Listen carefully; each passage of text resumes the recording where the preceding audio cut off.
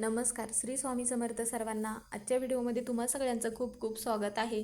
स्वामी तुम्हा सगळ्यांना कायम सुखी ठेवो ही स्वामीचरणी प्रार्थना करते आणि आजच्या व्हिडिओला सुरुवात करते. तर आजचा व्हिडिओ असा आहे की आता उद्या आहे शुक्रवार, तर उद्या आहे संकष्टी चतुर्थी. संकष्टी चतुर्थी असल्यामुळे कारण की गणपती बाप्पा जे आहेत तर हे विद्येचे ज्ञानाचे देवता मानले जातात.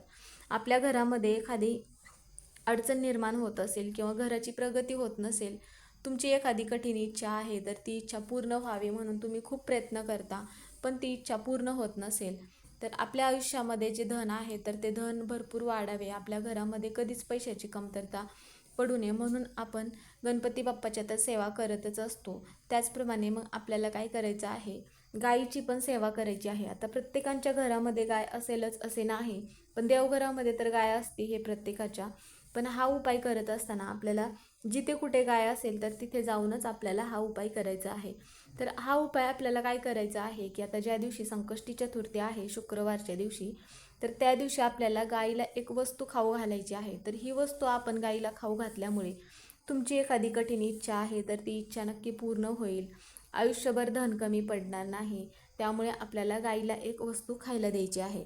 तर ती वस्तू कोणती खायला द्यायची आहे, तर हा उपाय जो आहे तर हा उपाय कोण करू शकतं, त्यासाठी मग कोणत्या सेवा करायच्या आहेत, याबद्दलची जी सगळी माहिती आहे ती आजच्या व्हिडिओमध्ये आपण घेणार आहोत.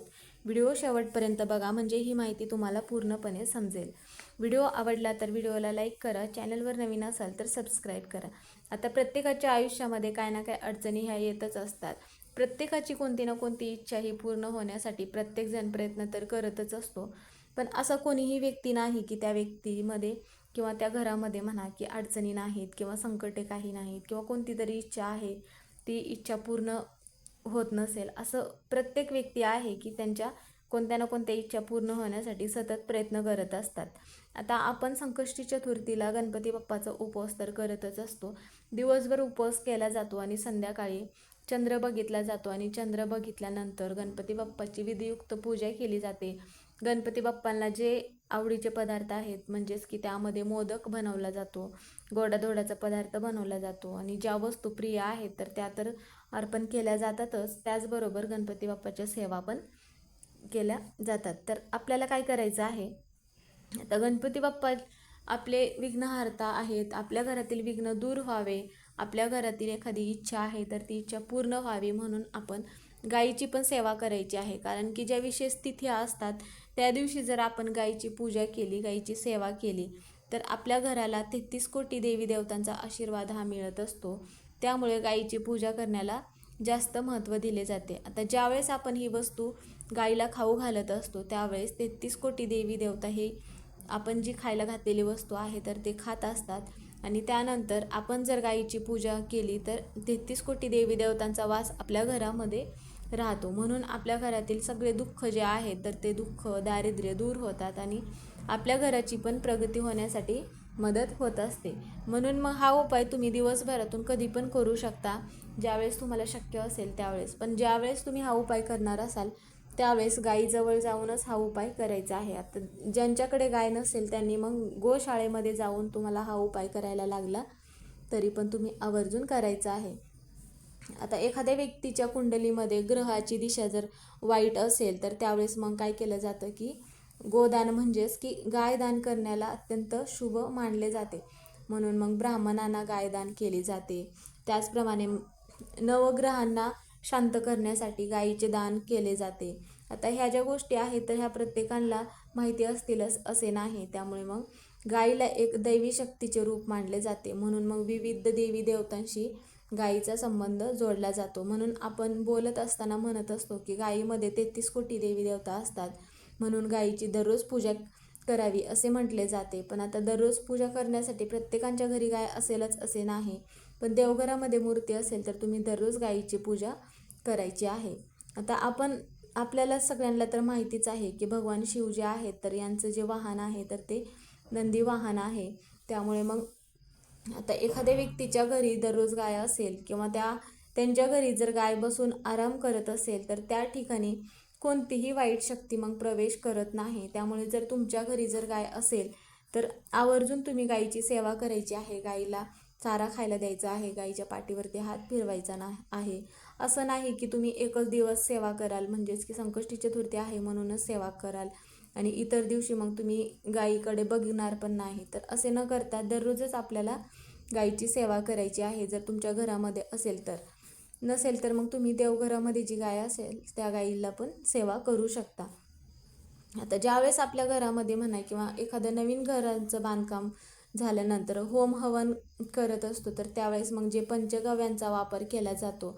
कारण की त्यामध्ये काय होतं की त्या धुराने जे आहे तर वातावरण पवित्र होत असते, म्हणून मग ह्या पंचगव्याचा वापर केला जातो. तर हे पंचगव्य म्हणजेच की सगळे हे गायीपासूनचे असते, म्हणजेच की गाईचं तूप असतं, गाईचं शेण असतं, परत मग जे आपण इतर वस्तू वापरल्या जातात त्याचप्रमाणे दूध असतं गाईचं. ह्या ज्या सगळ्या गोष्टी आहेत, गोमूत्र असतं, हे ज्या 5 गाईपासून तयार झालेल्या ज्या गोष्टी आहेत तर त्या वापरल्या जातात आणि मगच ते होम हवन केलं जातं. कारण की एवढं महत्त्व गाईला हे दिलं जातं, कारण की गाईमध्ये 33 कोटी देवी देवतांचा वास असतो, म्हणून गाईची सेवा करण्याला जास्त महत्त्व दिलं जात असतं. त्याचप्रमाणे मग ज्या ठिकाणी आता आपल्या घरामध्ये गाय जर नसेल तरी तुम्ही गोशाळेत जाऊन हा उपाय करायचा आहे.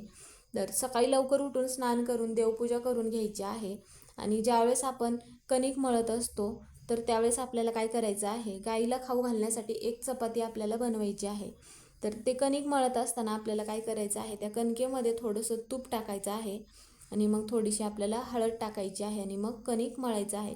एक चपाती होईल एवढं कणिक आपल्याला मळायचं आहे आणि मग त्याची आपल्याला काय करायचं आहे, पोळी बनवायची आहे, म्हणजेच की एक चपाती बनवायची आहे. आणि जिथे कुठे गाय असेल तर तिथे गायीजवळ आपल्याला जायचं आहे. जात असताना आपण जी चपाती बनवली आहे तर त्या चपातीवर आपल्याला काय करायचं आहे, हरभरा डाळ जी आहे तर 1 तास अगोदरच थोडीशी भिजत ठेवायची आहे, म्हणजेच की कडक होणार नाही, म्हणजे मऊ राहील म्हणून आपल्याला हरभरा डाळ जी आहे, जिला आपण चणा डाळ म्हणत असतो, तर ती भिजत ठेवायची आहे. आणि त्या चपातीवरती आपल्याला ही जी चणा डाळ आहे तर ती ठेवायची आहे. एक गुळाचा खडा त्यावरती ठेवायचा आहे आणि जिथे गाय असेल तिथे जायचं आहे. तिथे गेल्यानंतर सगळ्यात अगोदर आपल्याला गायीची पूजा करायचं आहे आणि गायीच्या पायावरती पाणी टाकून हळदी कुंकू लावून गायीची पूजा करून घ्यायची आहे. आणि जी तुम्ही चपाती घेऊन गेला आहात तर ती चपाती मग काय करायचं आहे, तुमच्या हातामध्ये घेऊन तुमच्या हाताने तुम्ही गायीला खाऊ घालायचं आहे, जेणेकरून गायीच्या जिभेचा स्पर्श तुमच्या हाताला झाला पाहिजे.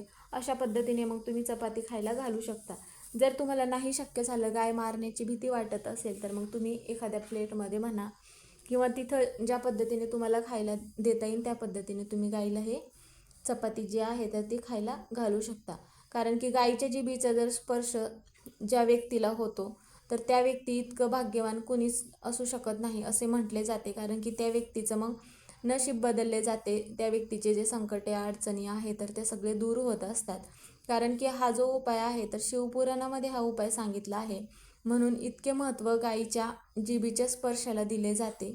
जर गाय मारण्याची भीती वाटत असेल तर तुम्ही ताट जे घेऊन गेला आहात तर त्याच ताटामध्ये तुम्ही चपाती गाईला खाण्यासाठी ठेवू शकता. नंतर मग आपल्याला गाईला 11 प्रदक्षिणा घालायच्या आहेत. प्रदक्षिणा घालत असताना ओम नमो भगवते वासुदेवाय नमः असं मंत्र म्हणत प्रदक्षिणा घालायच्या आहेत आणि त्यानंतर गाईच्या पाठीवरती हात फिरवायचा आहे आणि तुमची जी कोणती इच्छा असेल त्याबद्दल सांगायचं आहे. कोणतीही इच्छा असेल तर ती सांगायचं आहे आणि पूर्ण होण्यासाठी प्रार्थना करायचं आहे. तर आता असा जो हा उपाय आहे तर हा उपाय कोणी करायचा, तर घरातील कोणतीही व्यक्ती करू शकते, पण ज्या महिलांना मासिक धर्म असेल तर त्या महिलांना हा उपाय करता येणार नाही.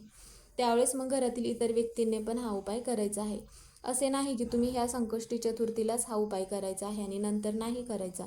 तुम्हाला शक्य होत असेल तर तुम्ही प्रत्येक संकष्टी चतुर्थीला आवर्जून हा उपाय करू शकता, ज्यामुळे तुमच्या घरात कधीच धन कमी पडणार नाही. जी कोणती इच्छा असेल तर ती इच्छा पण आपली पूर्ण होते. तर आजचा व्हिडिओ इथेच संपला. व्हिडिओ कसा वाटला कमेंट करून नक्की सांगा.